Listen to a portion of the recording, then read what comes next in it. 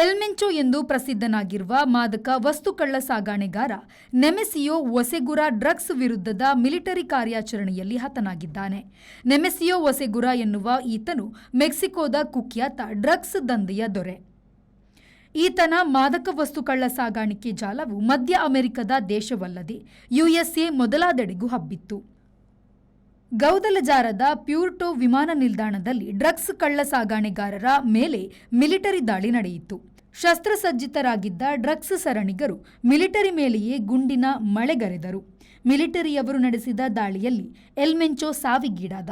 ಆದರೆ ಆತನ ತಂಡ ಅಡಗುದಾಣಗಳಿಂದ ಗುಂಡು ಹಾರಿಸುತ್ತಿದ್ದುದರಿಂದ ವಿಮಾನ ನಿಲ್ದಾಣದ ಸುತ್ತಮುತ್ತ ಉದ್ವಿಗ್ನ ವಾತಾವರಣ ನಿರ್ಮಾಣವಾಗಿತ್ತು. ಮೆಕ್ಸಿಕೋದಲ್ಲಿ 1966ರಲ್ಲಿ ಹುಟ್ಟಿದ್ದ ನೆಮೆಸಿಯೋ 1980ರಲ್ಲಿ ಯುಎಸ್ಎಯಲ್ಲಿ ನೆಲೆಸಿದ್ದ. ಮಾದಕ ವಸ್ತು ಸಂಬಂಧ ಆತನನ್ನು ಯುಎಸ್ಎ ಗಡೀಪಾರು ಮಾಡಿದ ಬಳಿಕ ಸಿಜೆಎನ್ಜಿ ಎಂಬ ಪ್ರಮುಖ ಮಾದಕ ವಸ್ತು ಕಳ್ಳ ಸಾಗಾಣೆ ಜಾಲದ ಮುಖ್ಯಸ್ಥನಾಗಿ ಬೆಳೆದಿದ್ದ. 2009ರಲ್ಲಿ ಆರಂಭವಾದ ಈ ಡ್ರಗ್ಸ್ ಬಲೆ ಬಹು ಕ್ರೂರ ಗುಂಪು ಎಂದು ಪರಿಗಣಿಸಲ್ಪಟ್ಟಿದೆ. ಕೊಕೇನ್, ಹೆರಾಯಿನ್, ಮೆಥಮೆಟಾಮೈನ್ ಉದ್ದಗಲಕ್ಕೂ ಹರಡುವ ಜಾಲವಾಗಿ ಇದು ಬೆಳೆದಿತ್ತು. ಇದು ಪ್ರತಿಸ್ಪರ್ಧಿ ಕಳ್ಳ ಸಾಗಾಣಿಕೆಗಾರರನ್ನು, ಎದುರಾಗುವ ಜನಸಾಮಾನ್ಯರನ್ನು ಅಲ್ಲದೆ ಹಲವು ಅಧಿಕಾರಿಗಳನ್ನು ಕೊಂದು ಕುಖ್ಯಾತವೆನಿಸಿತ್ತು. ನೆಮೆಸಿಯೋ ತಂಡದ ಇತರರು ಇನ್ನು ದಾಳಿಯಲ್ಲಿ ತೊಡಗಿರುವ ವಿಡಿಯೋಗಳು ಎಲ್ಲೆಡೆ ಜಾಲತಾಣಗಳಿಗೆ ಏರಿದೆ.